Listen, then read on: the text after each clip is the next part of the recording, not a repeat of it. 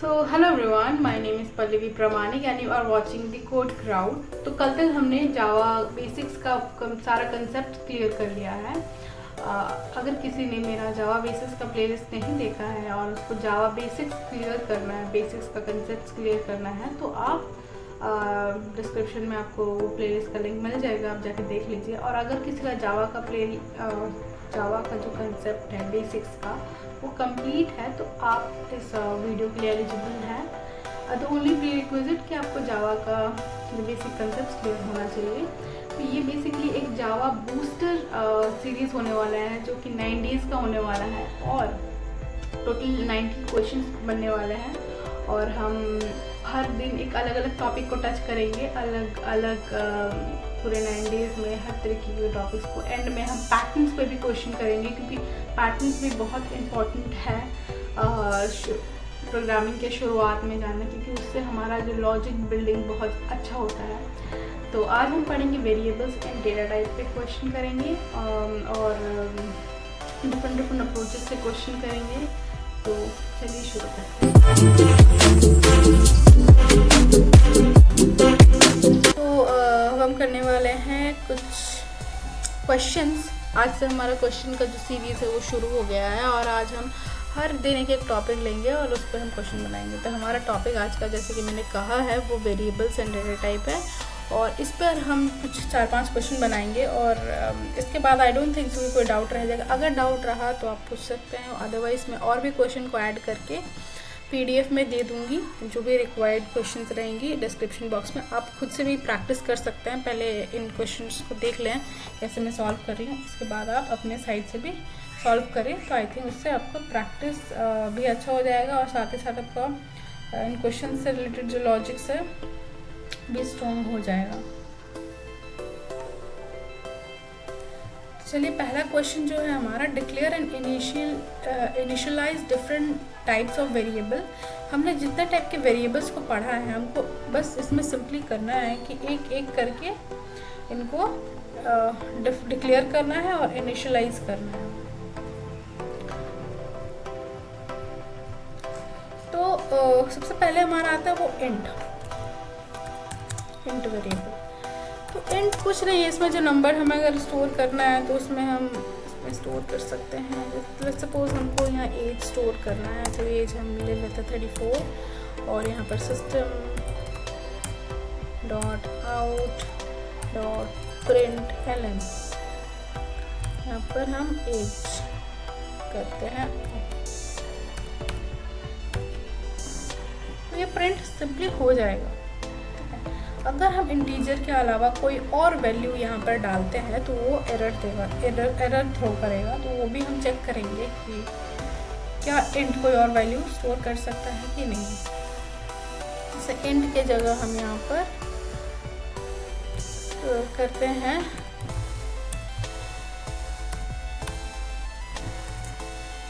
"25" string में, तो definitely एक एरर थ्रो करेगा क्योंकि हमारा डेटा टाइप है वो इंट में है।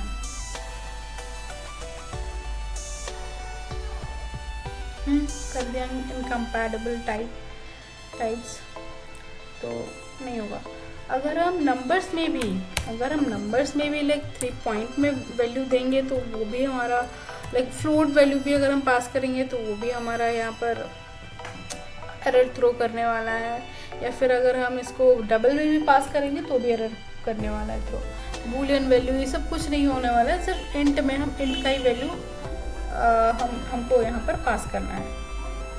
अब बस एक थोड़ा सा एग्जांपल के लिए देख लेते हैं, अदरवाइज इसमें ज़्यादा टाइम वेस्ट नहीं करेंगे क्योंकि हमने अभी क्वेश्चंस कुछ बनाए हैं तो हमें पता है कि कौन सा डेटा टाइप क्या वैल्यू स्टोर करता है। तो बस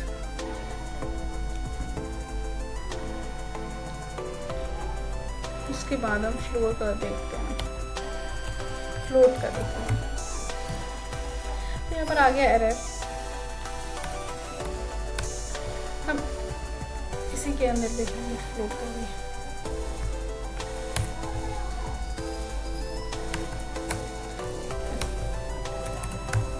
और यहाँ पर हम फ्लोट डेटा टाइप लेंगे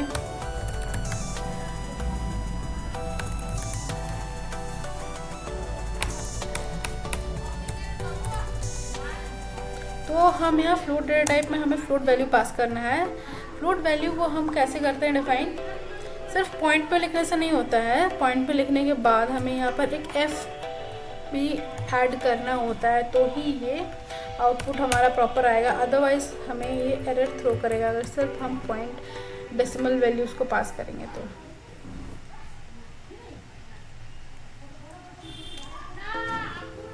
तो इसके बाद हमारा रहेगा डबल। तो डबल में हमें एफ नहीं लिखना होता है, उसमें सिर्फ हम डेसिमल वैल्यूज़ को पास कर देते हैं, दैट्स इट। आ गया। अब अगर हम यहाँ पर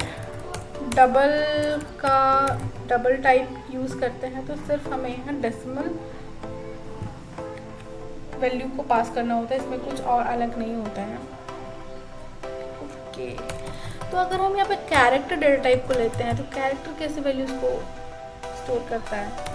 कैरेक्टर और स्ट्रिंग में डिफरेंस होता है। स्ट्रिंग क्या होता है कि पूरे नंबर्स ऑफ कैरेक्टर्स को स्टोर करता है, लेकिन कैरेक्टर सिर्फ एक कैरेक्टर को स्टोर करता है और उसमें कुछ भी हो सकता है, अलग अलग कैरेक्टर्स, हैश, क्योंकि हमारे कीबोर्ड में हमको बहुत सारे कैरेक्टर्स नज़र आते हैं, तो हम कोई भी सा कैरेक्टर यहाँ पर आउटपुट कर सकते हैं,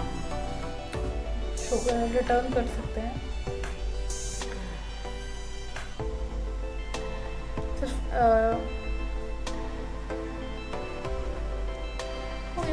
तो हम ऐसा कोई सा भी कैरेक्टर ऐसे रिटर्न कर सकते हैं। ये थोड़ा ऑनलाइन कंपाइलर स्लो है, इसलिए टाइम बहुत ज़्यादा ले रहा है, इसलिए हम ज़्यादा टाइम इधर नहीं वेस्ट करेंगे, हम आगे क्वेश्चन में भी टर्न हो जाएंगे। ठीक है, इसके बाद होता है हमारा बूलियन। तो हमने जहाँ तक पढ़ा है बूलियन डेटा टाइप हमारा क्या होता है, बूलियन डेटा टाइप हमें आंसर सिर्फ दो तरीके से देता है, या तो ट्रू या तो फॉल्स। तो हम यहाँ पर इसको पास करेंगे, ट्रू तो हमारा ट्रू आ जाएगा। इसको और भी अलग अलग तरीके से देख सकते हैं।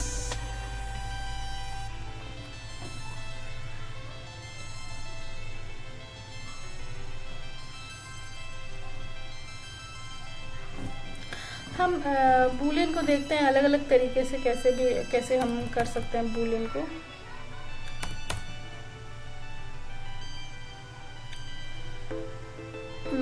जैसे कि हम अगर यहाँ पर इफ एल्स का इस्तेमाल करते हैं तो Boolean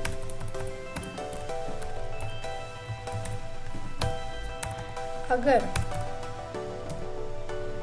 if 3 is greater than 7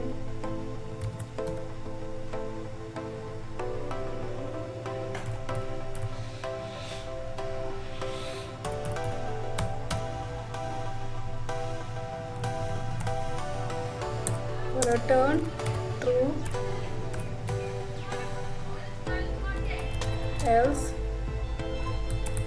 false। Return true नहीं, हम यहाँ पे प्रिंट कराएंगे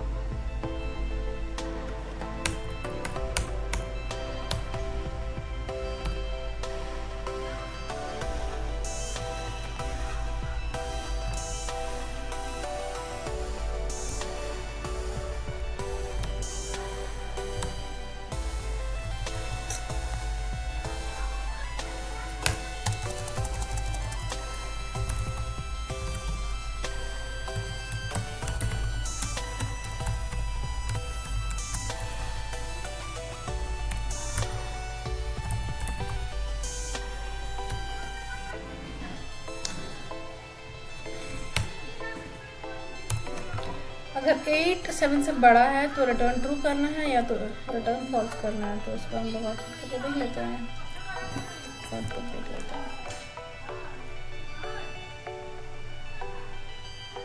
ट्रू, क्योंकि 8 7 से बड़ा है तो ये एक बूलियन वैल्यू है। इस तरीके से हम चेक कर सकते हैं और भी कंडीशंस लगा के।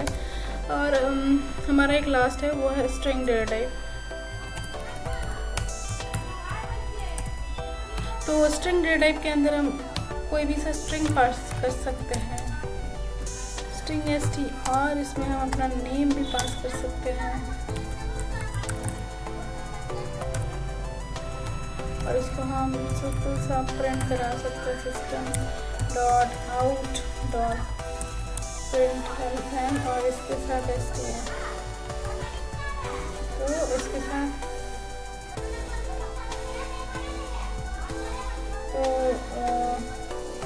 यस हो गया। तो हमारा पहला क्वेश्चन इस तरीके से सॉल्व हो गया। ये बहुत इजी था क्योंकि हमने कंसेप्ट में ही ये सारा चीज़ कर चुके हैं। अब नेक्स्ट क्वेश्चन थोड़ा सा अच्छा है, जैसे कि हमें 2 नंबर को अगर हमें यहाँ पर पूछा गया है कि अगर आपको 2 नंबर रिटर्न करना है यूजिंग एक और वेरिएबल के। लेट्स सपोज हमारे पास एक वेरिएबल है जिसका वैल्यू हमने 4 रखा, एक दूसरा वेरिएबल है जिसका वैल्यू हमने 6 रखा, और हमें एक तीसरा वेरिएबल लेना है जिसका वैल्यू हम टेम्प रखते हैं। टेम्प मतलब टेम्परेरी। और इस टेम्परेरी वेरिएबल के हेल्प से हम क्या करेंगे कि जैसे ए का वैल्यू 4 है, लेकिन हमको क्या करना है कि ए का वैल्यू को 6 करना है और बी के वैल्यू को 4 करना है। मतलब एक दूसरे से यहाँ पर स्वैप कर देना है दोनों के वैल्यू को। तो हम कैसे करते हैं? तो पहले हम क्या करेंगे कि इस ए के वैल्यू को सिक्योर करेंगे एक जगह, ठीक है। तो वो थर्ड वेरिएबल में हम सिक्योर कर देंगे। तो हमने यहाँ पर ए का वैल्यू पास कर दिया है, ठीक है। तो हमें अब ए के वैल्यू के साथ कोई टेंशन नहीं है कि वो एक जगह सेफ है। तो हम ए वेरिएबल के साथ कुछ भी कर सकते हैं। ए वेरिएबल के साथ हम क्या करेंगे, ए वेरिएबल को उसका डिज़ायर्ड वैल्यू हम रिटर्न करेंगे जो कि है बी। हमें बेसिकली करना यही था ना कि इस बी के 6 वैल्यू को हमको ए को देना है, तो हम वही कर देंगे। अब बी बोलेगा कि भाई तूने मेरा वैल्यू ले लिया, अब मुझे भी तो कोई वैल्यू चाहिए। मेरा डिसाइड वैल्यू था 4 जो कि तेरे पास है, वो दो। तो अब बी ए बोलेगा कि मैंने वो वैल्यू तो टेम्परेरी को दे दिया है, तो जाके टेम्परेरी से ले लो। तो अब ये बी क्या करेगा, जाके टेम्परेरी से उस वैल्यू को ले लेगा। और अब हमारा जो आउटपुट आता है, देखते हैं कि प्रॉपरली स्वैप हुआ है कि नहीं। तो हम यहाँ पर ए को हम अभी इसका आउटपुट कराएंगे ए, और हम यहाँ पर देखेंगे कि ए का वैल्यू हो रहा है कि नहीं। डॉट प्रिंट ln और हम यहाँ पर बी और ओके, तो हम यहाँ पर बी देंगे और यहाँ पर देखते हैं कि ए का वैल्यू क्या आता है और बी का वैल्यू क्या आता है। हमें प्रिंट करके देख लेते हैं एक बारी।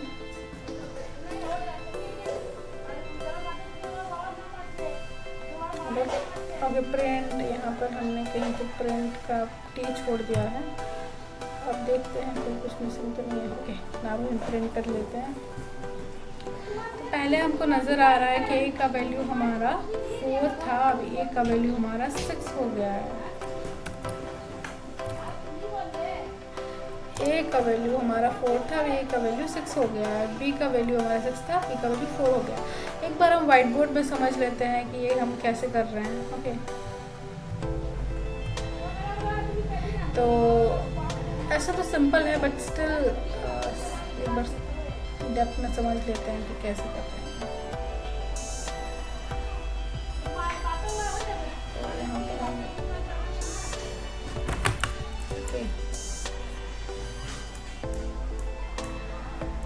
तो ये ए ने एक वैल्यू लिया विच इज़ 4 और बी ने एक वैल्यू लिया विच इज़ 6, ठीक है।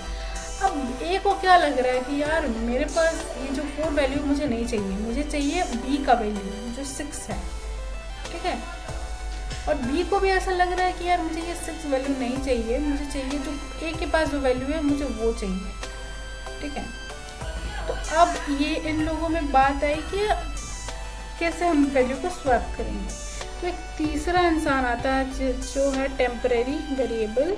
वो क्या करता है, वो ले लेता है इसके वैल्यू को और उसको सेफ रख लेता है। अब वो कहता है कि अब तुम जाओ जाके बी से अपना डिज़ायर्ड वैल्यू ले लो, क्योंकि तुमको वो वैल्यू चाहिए ना। तो ये गया और ये जाके अपना डिजायर्ड वैल्यू ले लिया। अब बी पूछने लगा कि भाई तूने मेरा वैल्यू ले लिया है, मुझे भी तो तुम्हारा वैल्यू चाहिए, तो मुझे दो। तो अब उसने कहा कि मेरा जो डिजायर्ड वैल्यू वो टेम्परेरी के पास है, जाके तुम उनसे ले लो। तो अब ये क्या करेगा कि बी जाके टेम्परेरी से उस वैल्यू को ले लेगा। तो इसी के साथ ए का वैल्यू हमारा 6 और बी का वैल्यू हमारा 4 हो जाता है। ठीक है, तो बस इतना ही था पहले दूसरा क्वेश्चन। अब हम तीसरा क्वेश्चन को यहाँ व्हाइट बोर्ड में समझ लेते हैं, उसके बाद हम कोड भी करेंगे। तीसरा क्वेश्चन ये है कि ए का वैल्यू और 2 डिजिट, मतलब जैसे कि पहला क्वेश्चन में हमारा था कि हम 2 वेरिएबल्स का आपस में स्वैप करेंगे values using a third variable, लेकिन इस बार तो कोई तीसरा नहीं है।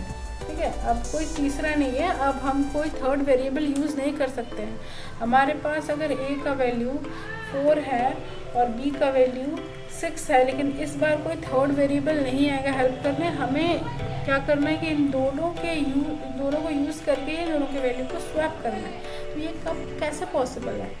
तो ए क्या करता है, ए बोलता है कि एक काम कर, मुझे तू अपना वैल्यू भी दे दो। बी को ये कहता है, तो वो खुद का वैल्यू भी ए के पास तो होता है ये, साथ ही साथ वो बी का वैल्यू भी ले लेता है। और ये इसका समेशन कुछ ये आ गया। अब बी बोल रहा है कि भाई तूने दोनों वैल्यू ले लिया, तो मैं क्या करूं, मुझे भी तो चाहिए अपना वैल्यू। तो अब क्या करता है कि ए बोलता है कि ठीक है, तो ये पूरा का पूरा वैल्यू ले लो और जो वैल्यू तुमको नहीं चाहिए उसको हटा दो। तो बेसिकली यहाँ पर कहने का ये मतलब है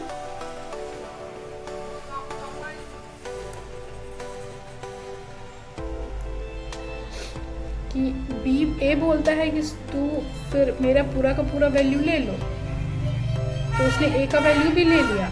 और बी बोलता है कि मुझे सिर्फ तुम्हारा वैल्यू चाहिए था, मुझे अपना वैल्यू नहीं चाहिए था। तो फिर ए बोलता है कि ठीक है, तो अपना वैल्यू तुम घटा लो। तो ये हमारा कुछ आता है 10 से हम बी के वैल्यू को घटाएंगे 6, तो हमारा क्या आता है 4 आ जाता है। तो बी को उसका डिजायर्ड वैल्यू ये जो है वो मिल गया। अब ए बोलता है कि तुमको तो मिल गया, अब मुझे भी तो चाहिए। तो वो बोलता है कि ठीक है, तो तेरे पास ऑलरेडी पूरा का पूरा वैल्यू है। बी बोलता है कि तेरे पास तो ऑलरेडी पूरा का पूरा वैल्यू है मेरा और तुम्हारा, तो तुमको इसमें से कौन सा वैल्यू चाहिए वो ले लो। तो बोला कि ठीक है, जो मुझे तो तुम्हारा वैल्यू चाहिए था, लेकिन अभी तो जो तुम्हारा वैल्यू है वो तुम रखो और मैं उसको अपने से घटा लेता हूँ, क्योंकि ये बी तो अभी सेटल हो गया ना, उसको उसका डिजायर्ड वैल्यू मिल गया। तो इन्हें क्या किया कि बी को जो वैल्यू मिला उसको हटाकर जो वैल्यू बचा उसने वो ले लिया। तो 10 है पूरा का पूरा वैल्यू जो ए के पास था पहले से, और बी का अभी अपडेटेड नया वैल्यू हो गया 4 हो गया। अब हमारा जो रिजल्ट है वो आ गया 6। तो ए को भी उसको डिजायर्ड वैल्यू मिल गया। अब यही सेम चीज़ हम कोडिंग में करके देखते हैं कि क्या होता है। ठीक है, तो यहाँ पर हम कोई तीसरे वैल्यू को इस्तेमाल नहीं करेंगे, हम यहाँ सिर्फ 2 ही वेरिएबल से समझेंगे कि कैसे करते हैं। पहले ए के पास आएगा a प्लस बी दोनों वैल्यू, फिर बी क्या बोलता है, बी ले लेता है अपना वैल्यू। ठीक है, तो वो ए का पूरा वैल्यू ले लेता है, फिर माइनस कर देता है अपना पुराना वैल्यू के साथ, तो उसको उसका नया वैल्यू मिल जाता है। अब ए भी वही करता है कि ए अपना वैल्यू उसके पास अपने पास पूरा वैल्यू था वो ले लिया, और साथ ही साथ वो माइनस कर दिया कि बी के नए वैल्यू के साथ, क्योंकि बी तो सेटल हो चुका है, अब उसके नए वैल्यू को वो नहीं लेना चाहता है। तो वो भी इस तरीके से आउटपुट कर देता है, माइनस सब्सट्रैक्ट कर देता है बी का वैल्यू। तो ए को भी उसका डिजायर्ड वैल्यू और बी को भी उसका डिजायर्ड वैल्यू मिल जाता है। तो इस तरीके से भी हम स्वैप कर सकते हैं। हो गया स्वैपिंग हो गया। तो हमारा पहला क्वेश्चन, दूसरा क्वेश्चन और तीसरा क्वेश्चन कंप्लीट हो गया। अब हमको चेक करना है कि क्या एक पर्टिकुलर नंबर ऑड है या इवन है। चेक करते हैं। हमने मॉडुलस फंक्शन के बारे में, मॉडुलस ऑपरेटर के बारे में पढ़ा था कि मॉडुलस ऑपरेटर का क्या काम है। तो मॉडुलस ऑपरेटर का काम होता है जनरली, ये जो साइन होता है मॉडुलस का, ये काम करता है रिमाइंडर फाइंड करने का। अगर हम कोई दो नंबर को आपस में डिवाइड करते हैं तो जो रिमाइंडर का वैल्यू होता है ये मॉडुलस ऑपरेटर के हेल्प से हम निकाल सकते हैं। तो सिंपल सा हम लॉजिक समझते हैं यहाँ पर, सिंपल सा हम एक लॉजिक समझते हैं यहाँ पर कि अगर हमको ऑड या इवन चेक करना होगा तो सिंपल हम क्या करेंगे, उस नंबर को, मान लीजिए n एक नंबर है, उसको हम लोग 2 से डिवाइड करेंगे। अगर 2 से ये कम्प्लीटली डिवाइड हो रहा है तो सिंपली ये इवन है। और अगर ये कुछ रिमाइंडर थ्रो कर रहा है, रिमाइंडर क्या थ्रो करेगा, 1 ही थ्रो करेगा, 2 तो नहीं करेगा ना, 2 हो जाएगा तो फिर वो इवन हो जाएगा। ये अगर रिमाइंडर 1 थ्रो कर रहा है तो ये सिंपली ऑड है। तो हमको सिंपली यहाँ पर कुछ ज़्यादा नहीं, हमको चेक करना है कि कोई रिमाइंडर थ्रो कर रहा है कि नहीं, तो उसी से पता चल जाएगा। तो यहाँ पर int num is equals to हम 5 लगाते हैं और हम चेक करते हैं कि क्या हमारा num को अगर हम डिवाइड करते हैं 2 के साथ तो कोई रिमाइंडर थ्रो करता है। यहाँ पर ये कंडीशन हमने लगाया कि हम num को डिवाइड करते हैं 2 के साथ, और हम अगर 2 के साथ डिवाइड करने के बाद कुछ रिमाइंडर नहीं आता है तो सिंपली हम समझ जाते हैं कि पूरी तरीके से डिवाइड हो चुका है और ये पर्टिकुलर नंबर हमारा क्या होता है, इवन नंबर होता है। तो हम इस तरीके से इसको प्रिंट करा देंगे।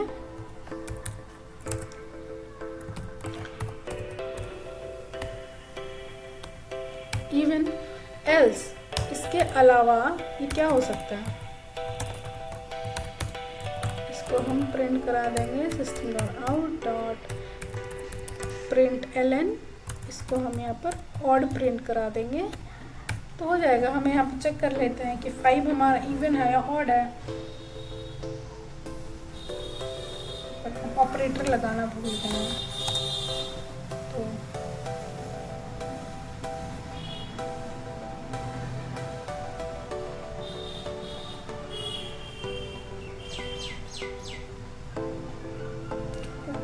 अगेन सब मिस्टेक, यहाँ पर टी यूज करना है और कुछ कई mistake, I don't think so. Let's see क्या होता है।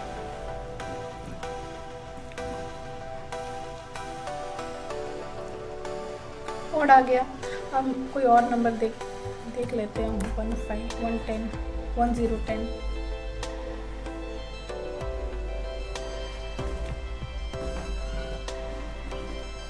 इवन आ गया। तो हमने ये भी देख लिया कि कैसे इसको फाइंड करते हैं, हमको बस इसका रिमाइंडर चेक करना है। अब ये एक क्वेश्चन है जो सरल सा लेंदी जाएगा बाकी सब क्वेश्चन के कंपेयर में, कि हम देखेंगे कि पर्टिकुलर जो हमारा कैरेक्टर है वो वोवेल है कि कॉन्सोनेंट है।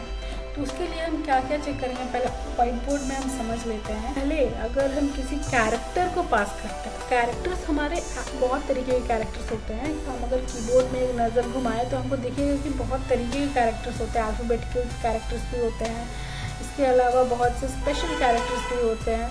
तो एक एज ए यूज़र, मतलब यूज़र कुछ भी वहाँ पर एज ए इनपुट डाल सकता है, ठीक है। तो हम एक्सपेक्ट नहीं करेंगे कि यूज़र एग्जैक्टली वही इनपुट डालेगा जो कि डिज़ायर्ड है। तो हमको सारे इनपुट को हैंडल करते हुए ऐसा प्रोग्राम बनाना है कि जिससे हम एक प्रॉपर आउटपुट दे सकें।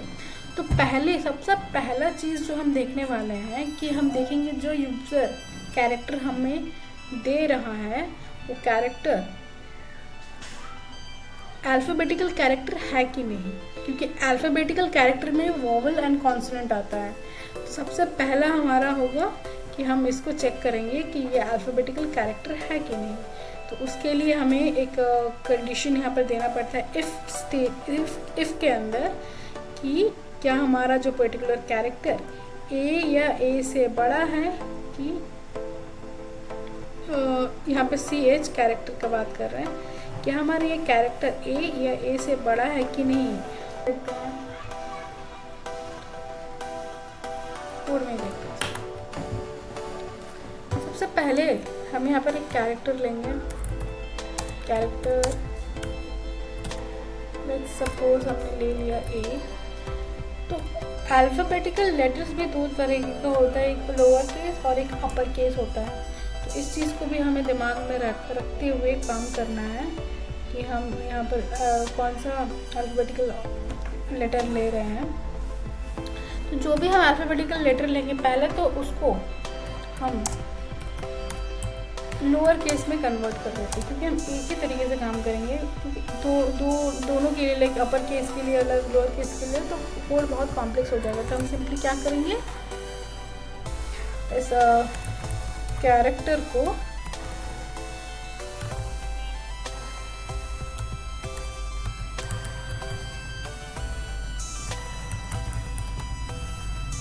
लोअर केस में कन्वर्ट कर देंगे। ये इनबिल्ट फंक्शन हमने इनबिल्ट मेथड्स जो हमने जावा का कुछ सीखा है, तो इनमें से एक लोअर केस का था, वो भी हमने सीखा है। तो उसको हम लोग ch को अपडेट कर देंगे, जो भी कैरेक्टर यहाँ पास होगा उसको लोअर केस में कर देंगे, ठीक है। तो इसके बाद हम क्या करेंगे, जैसे कि मैंने कहा कि पहले हम चेक करेंगे कि क्या हमारा जो कैरेक्टर है वो greater than equal to a है कि नहीं है, और साथ ही साथ a से बड़ा और z से छोटा होना चाहिए। लोअर केस का ही हम यहाँ पर यूज़ कर रहे हैं, क्योंकि हमारा पूरा जो कंडीशन है लोअर केस पे ही डिपेंड करता है, ठीक है। अगर ये अल्फ़ाबेटिकल कैरेक्टर्स हैं तो ही अंदर हम इसका लॉजिक लिखेंगे, और अगर नहीं है तो यहाँ पे एल्स हम थ्रो करेंगे, एल्स हम यहाँ पर आउटपुट देंगे कि इनवैलिड इनपुट, ठीक है। तो इससे यूज़र को पता चल जाएगा कि शायद उसका इनपुट इनवैलिड रहा हो, ठीक है। अगर ए के अलावा कोई और, जैसे हैश हो गया है, परसेंटेज का साइन हो गया, और भी बहुत तरीके का स्पेशल कैरेक्टर्स होता है, अगर यूज़र बाय मिस्टेकली वो कैरेक्टर दे देते हैं तो उसके लिए भी हमें अलग अलग कंडीशन के लिए हमें प्रिपेयर रहना है। तो अब बात आता है कि जब कैरेक्टर हमें अल्फ़ाबेटिकल मिला है तो हम कैसे चेक करेंगे कौन सा वोवल है और कौन सा कॉन्सोनेंट। तो हमें जैसे कि पता है कि वोवल हमारा 5 लेटर होता है, A-E-I-O-U, और कॉन्सोनेंट बाकी सारा। तो ये स्मार्टली अगर हम काम करें तो हम सिर्फ वोवल को चेक करेंगे, कॉन्सोनेंट हम एल्स में लगा देंगे। तो हम चेक करेंगे कि क्या हमारा कैरेक्टर A के बराबर है, या फिर यहाँ पर और ऑपरेटर का यूज़ करेंगे, क्योंकि वोवल क्या होता है ना, A-E-I-O में से कोई भी एक हो गया ना, वोवल हो गया। तो हम दूसरा चेक करेंगे क्या हमारा E है कि नहीं। तो बस ये करना है, और अगर इन सभी में से कोई एक भी हमारा निकला तो हम सिंपली इसको प्रिंट करा देंगे वोवल। और इसके अलावा और कोई अगर अल्फ़ाबेटिकल कैरेक्टर आया तो सिंपली हमको समझ में आ गया है कि वो कॉन्सोनेंट ही होगा।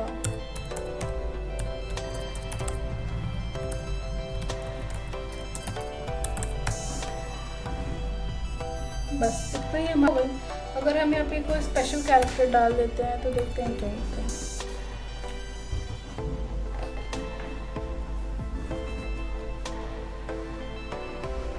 Invalid input. तो इस तरीके से हम चेक कर सकते हैं कोई पर्टिकुलर कैरेक्टर हमारा वोवल है या कॉन्सोनेंट। तो इसी के साथ हमने हमारा वेरिएबल्स एंड डेटा टाइप का क्वेश्चन बनाया है। तो आई डोंट थिंक सो कि जावा का basic concept on variables and data type को पढ़ने के बाद, इन पे क्वेश्चंस बनाने के बाद शायद ये कोई डाउट रह गया होगा इस पर्टिकुलर टॉपिक पे। स्टिल अगर आपको कुछ डाउट होगा you can ask me on the comment section, I will reply each and every comment. साथ ही साथ कल हम एक नए टॉपिक के साथ हम आने वाले हैं, और इसी के साथ हम हर दिन एक नए टॉपिक के साथ आएंगे और हर एक टॉपिक का कंसेप्ट एकदम स्क्रैच से क्लियर करेंगे। Yeah, that's it for today. So thank you so much for watching and see you on the next day. Jai Hind.